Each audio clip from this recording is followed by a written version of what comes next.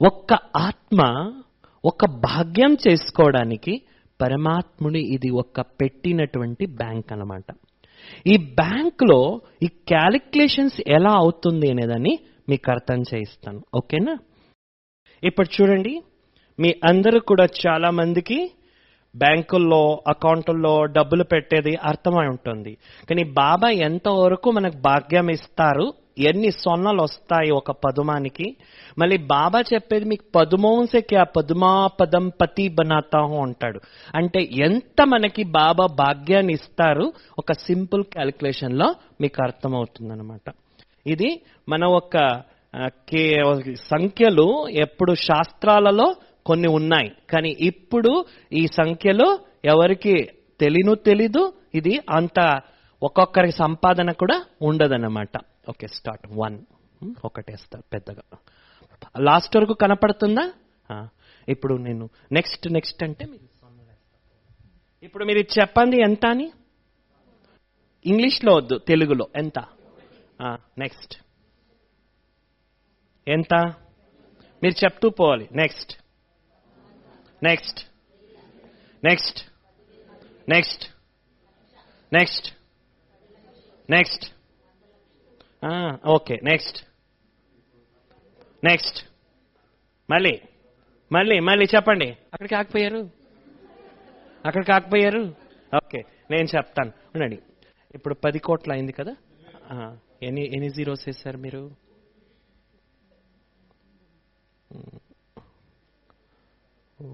ఒకటి ఉండే 1 0 ఒకటి మీరు అట్లా చూసుకోండి. 1 10 100 1000 10,000 లక్ష 10 లక్షలు కోటి 10 కోట్లు అంతేనా అయింది?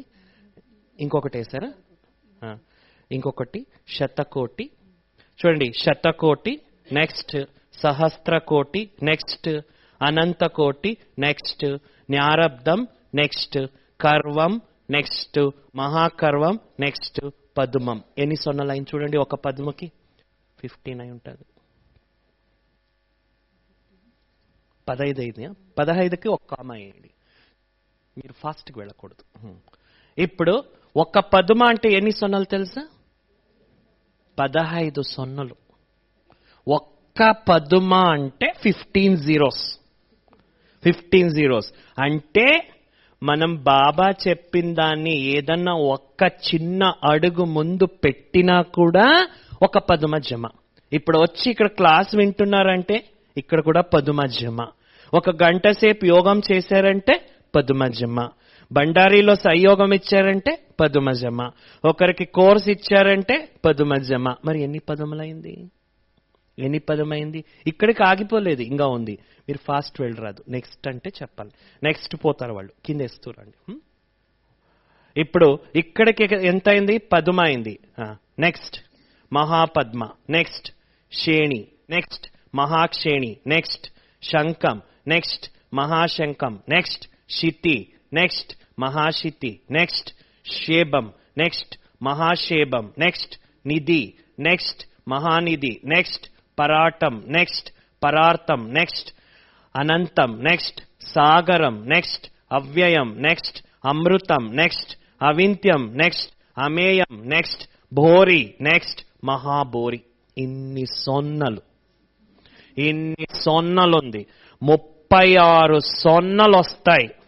ఇంత భాగ్యం మనకి సంగమ యుగంలో పరమాత్ముడు ఇస్తాడు. ఇది మహాభోరి అంటారు. ఏ బోరి? మహాభోరి. మీరు ఏ స్విస్ బ్యాంక్ లో కూడా ఈ క్యాలిక్యులేషన్ చూడలేదు.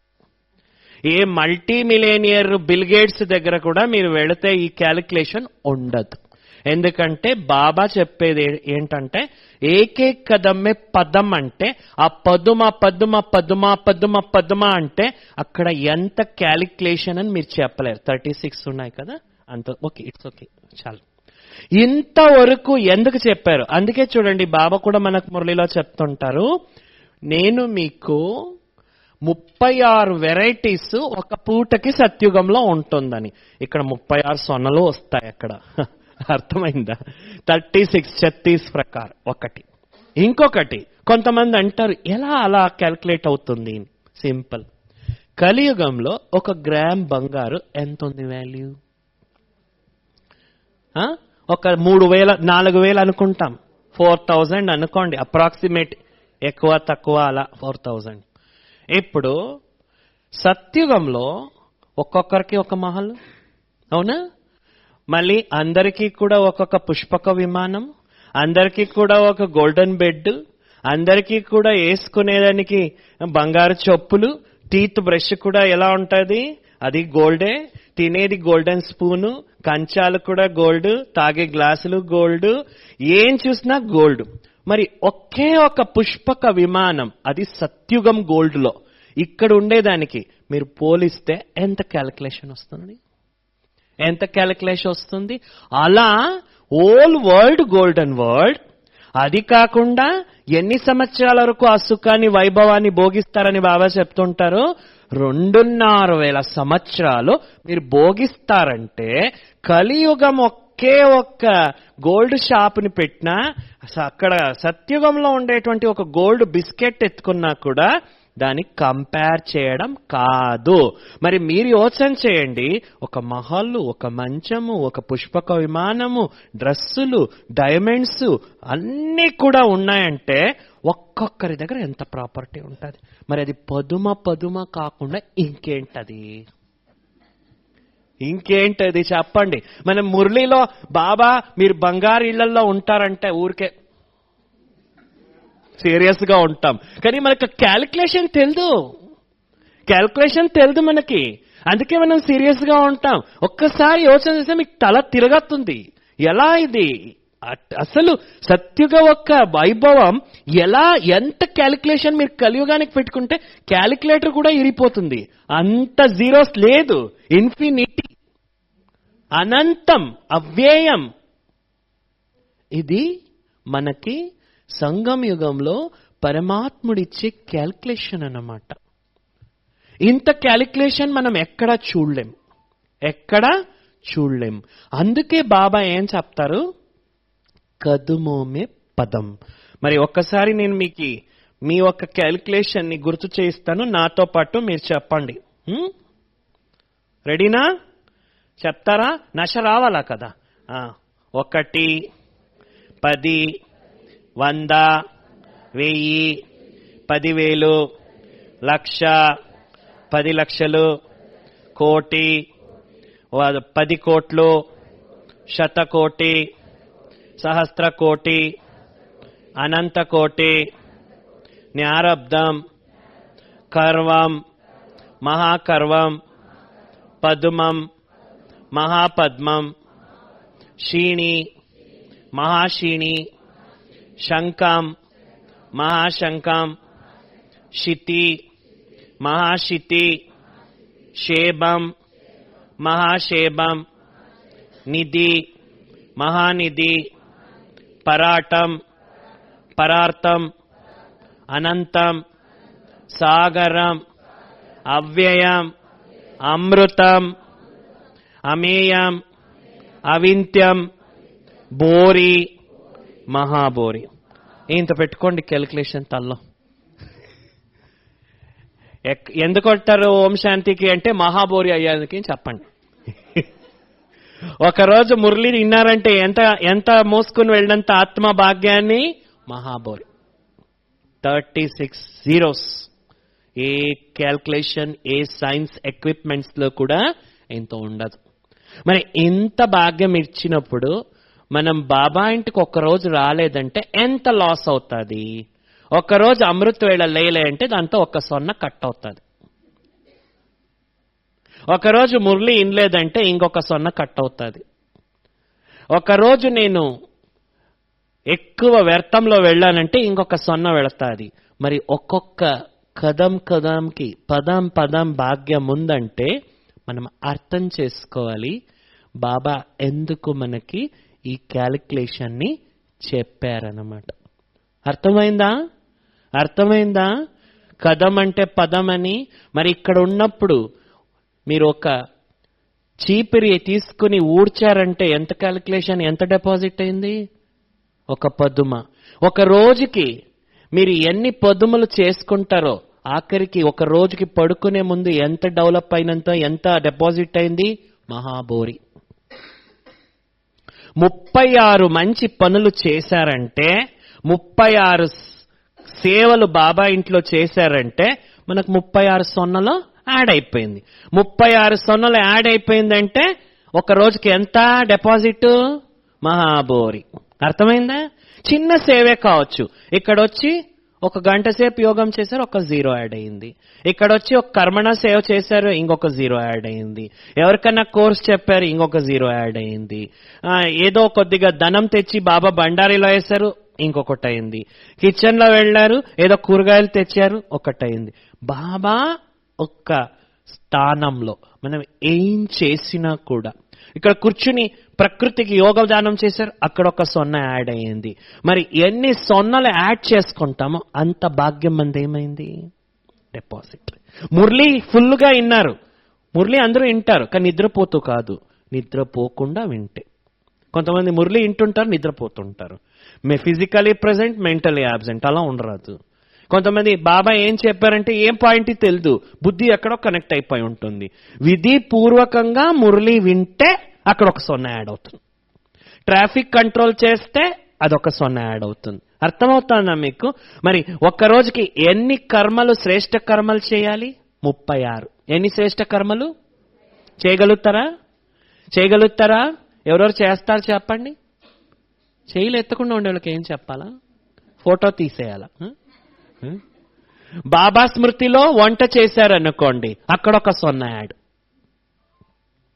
బాబా స్మృతిలో భోజనం చేశారనుకోండి, అక్కడ 1 సొన్న యాడ్. బాబా స్మృతిలో స్నానం చేశారనుకోండి, అక్కడ 1 సొన్న యాడ్. నీళ్లు తాగే ముందు బాబా స్మృతిలో వైబ్రేషన్ ఇచ్చి నీళ్లు తాగారనుకోండి, అక్కడ 1 సొన్న యాడ్.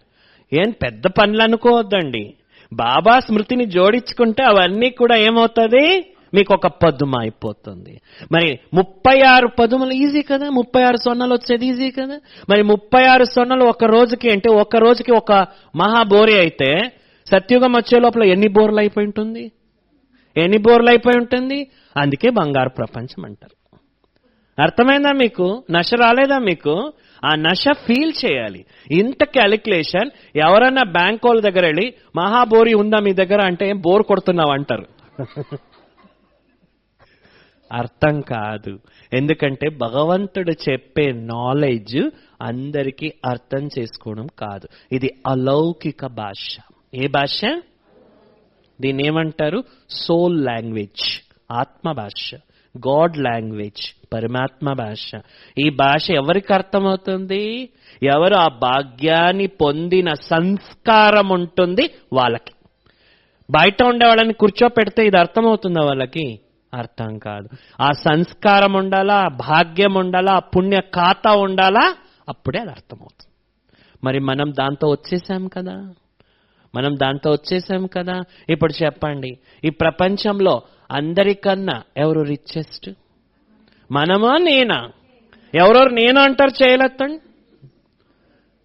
కాలేదా రిచ్? మీరు కారా రిచ్? మీరు రిచ్ కారు చెయ్యొద్దండి. బాబా కనపడాలా? అట్లీస్ట్ నేను అంటే మీకు అక్కడి నుంచి పైనుంచి 1 వరదానం అన్నా వస్తుంది. కాబట్టి అర్థం చేసుకోవాలి. భగవంతుడు మనకి ఏదన్నా చెప్పాడంటే ఊరికే నోట మాటితో చెప్పడనమాట.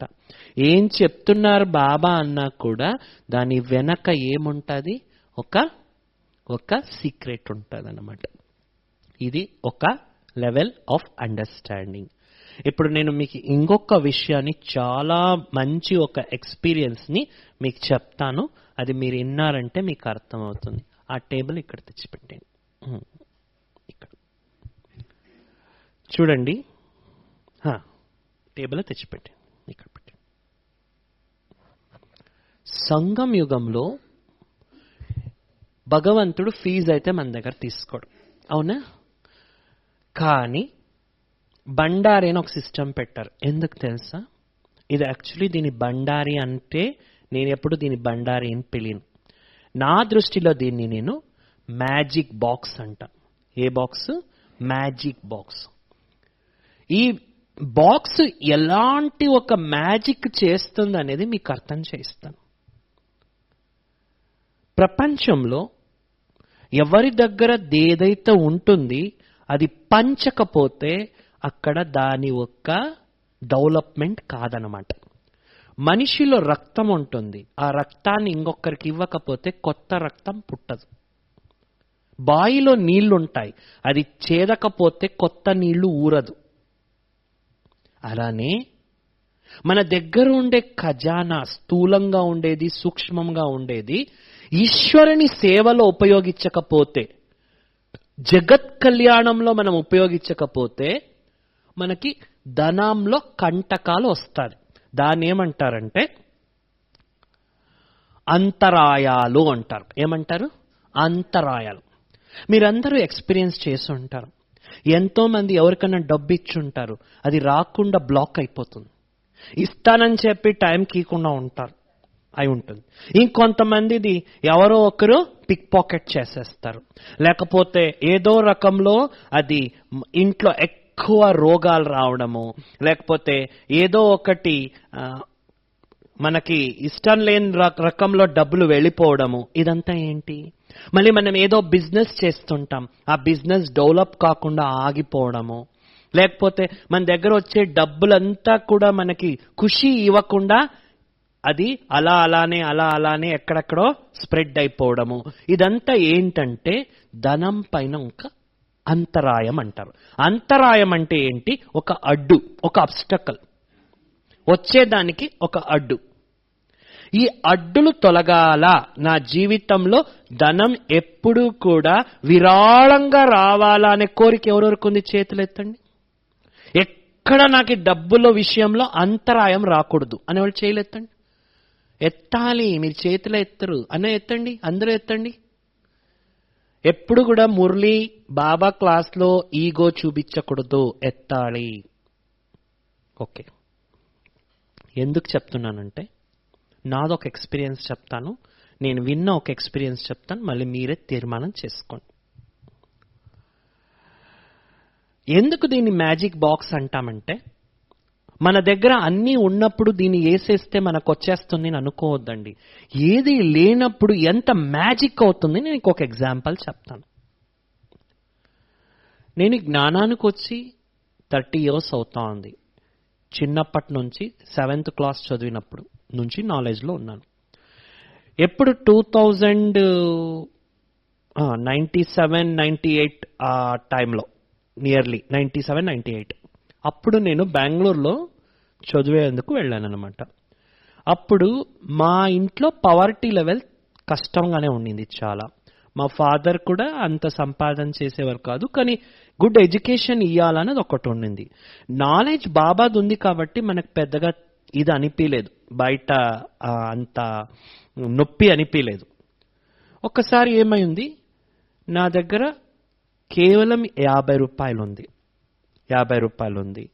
నాకు అర్జెంటుగా ఏదో ప్రాజెక్టు నా కాలేజ్లో ఉంది, డబ్బులు కావాలి. అప్పుడు ఏ సెల్ ఫోను, మొబైల్ ఫోన్ అంతా లేదు, 93, 95, 96లో. అప్పుడు నేను పేరెంట్ని అడగాలంటే పేరెంట్ నాకు అందుబాటులో లేదు, వాళ్ళు ఎక్కడో టూర్కి వెళ్ళారు వాళ్ళ జాబ్ వర్క్ పైన. నేనేం చేయాలి? బాబా చూస్తే మురళిలో ఏం చెప్తున్నాడంటే, వచ్చే మాంగనేసే మర్నాబల, ఎవరిని అడగరాదు, ఎప్పుడు చేయి దాచి అడిగేది, మీరు నా పిల్లలయ్యి అడిగేది నాకు ఇష్టం కాదు అంటాడు బాబా.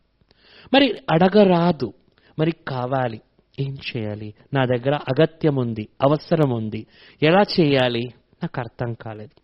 మురళిలో కూర్చుంటే బాబా ఒక పాయింట్ చెప్పారు, మీరు ఒక్కొక్కరు కుబేర్ అన్నారు. ఏం చెప్పారు బాబా? కుబేర్. మీరు నా పిల్లలు ఒక్కొక్కరు కుబేర్ అన్నారు. ఎందుకు చెప్పారు బాబా కుబేర్ అని? నా దగ్గర 50 రూపాయలు ఉంది, నాకు 500 కావాలన్నా నా దగ్గర డబ్బు లేదు. మరి బాబా చూస్తే కుబేర్ అని చెప్పాడు కదా, ఏం చేయాలా నాకు అర్థం కాలేదు. అమృత్ వేళ యోగం చేశాను. జో దేతా హై ఓ ఆప్కే పాస్ లౌట్ కే ఆ జాతా హై అన్నాడు బాబా. నువ్వు ఏది ఇస్తావో నీ దగ్గర లేకుండా ఉండేది మళ్ళీ వాపస్ నీకే వచ్చేస్తుందని నేను. సరే నేనేం చేశాను, నా దగ్గర ఉండింది 50 రూపాయల నోట్ కదా, ఎవరికి చెప్పకుండా ఊరికే స్వాహా అని దాంట్లో వేసేసాను. ఇదేంతో బండారిలో వేసేసాను. అది ఏమవుతుందో అవ్వని, వస్తే రాని, రాకపోతే పోనీ, అది ఏ ప్రాబ్లం వస్తుందో రాని అని 50 రూపాయలు వేసాను. 3 రోజులు అయిన తర్వాత మా రిలేషన్ ఒకరు బెంగళూరుకు వచ్చారు. ఎత్తుకుంటూ నా అడ్రస్ పట్టుకుని వచ్చారు. వెళ్తూ 2,000 రూపాయల నోటు పెట్టేసి వెళ్ళారు జోబులో. ఎలా పెట్టేసి వెళ్ళారు వాళ్ళు? ఎలా పెట్టేసి వెళ్ళారు? ఎలా వచ్చింది అది? వేసింది. ఆ వేసిన ఆ బండారంలో నా సంకల్పం ఏముంది? సమర్పణం. అది ఎలా చుట్టుకుని వచ్చింది మన దగ్గరికి? ప్రకృతి ఎవరికి దాసి అయింది? మనం బాబాకి సమర్పితమైతే ప్రకృతి కూడా మనకి సమర్పితం. ఎప్పుడే కానీ మన దగ్గర 100 రూపాయలున్నా, 10 రూపాయలున్నా, ఆఖరికి 1 రూపాయి ఉన్నా కూడా బండారిలో వేసే సిస్టమ్ ఎవరికి ఉంటుంది, వాళ్ళకి డబ్బులు అస్సలు తక్కువ కాదు. అయితే దీంతో ఒక విశేషమైనది గమనిక ఏంటంటే, లాజిక్ యోచన చేయరాదు. లాజిక్ యోచన చేయకూడదు.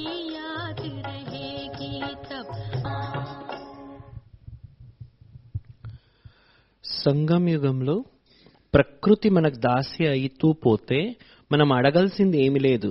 మనకు కావాల్సింది మన అవసరాల కన్నా ఎక్కువ వస్తుంది. కానీ ప్రకృతిని దాసి చేసుకోవాలంటే మన దగ్గర ఉండాల్సి ఉండేది ఒకటి పాజిటివ్ థాట్, ఇంకొకటి కంప్లీట్ బాబా పైన నిశ్చయం. ఎప్పుడే మనం బండారిలో డబ్బులు వేస్తామో అప్పుడు ఒక్క సంకల్పం మంచిగా పెట్టుకోవాలి. బాబా, నీ యజ్ఞం అక్షయం కాని, నీ యజ్ఞం అక్షయం కాని. ఏం చెప్పాలి? నీ యజ్ఞం ఏం కావాలి? బండారి భర్పూర్. ఏం చెప్పాలి? కాల్ కంటక్ దూర్, కంటకాలు దూరం. ఎందుకంటే బాబా ఏం చెప్తారు? నువ్వు కుబేర్. బాబా ఏం చెప్తారు? నువ్వు రిచెస్ట్ ఇన్ కల్పం.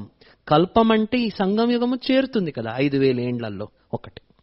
ఇంకొకటి, ప్రతిరోజు కూడా ఒక 7 టైమ్స్ అన్న ఒక పాజిటివ్ థాట్ని అమృత వేళ అయిన తర్వాత చేయాలా. ఏం చేయాలంటే, నాకు బాబా అన్నీ ఇచ్చేసాడు, నా దగ్గర అన్నీ ఉంది, నా దగ్గర డబ్బులు లేదు, నాకు ఈ ప్రాబ్లం ఉంది, నాకు ఆ సమస్య ఉంది, నాకు వాళ్ళ నుంచి బాకీ రాలేదు, వీళ్ళ నుంచి కాలేదు, నా ఖర్చులకే నాకు డబ్బులు లేదు, ఇలాంటి సంకల్పాలు చేయరాదు.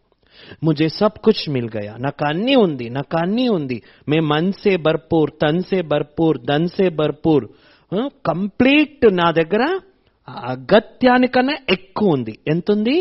అవసరానికన్నా ఎక్కువ ఉంది. ఈ సంకల్పం చేయాలి. ఇది సంకల్పం చేయాలి. అప్పుడు మ్యాజిక్ అవుతుంది జీవితంలో. చూడండి, మన పైన మనం ఆశీర్వాదం ఇచ్చుకుంటే ఎలా అవుతుందని ఒక రియల్ స్టోరీ మీకు షేర్ చేస్తాను. ఒరిస్సాలో ఒక మాతాజీ షేర్ చేసుకున్న స్టోరీ. ఆమెకు భర్త లేదు. ఏదో ఒక ఏం చెప్పచ్చంటే చాలా ఇంటీరియర్లో ఒక గ్రామము.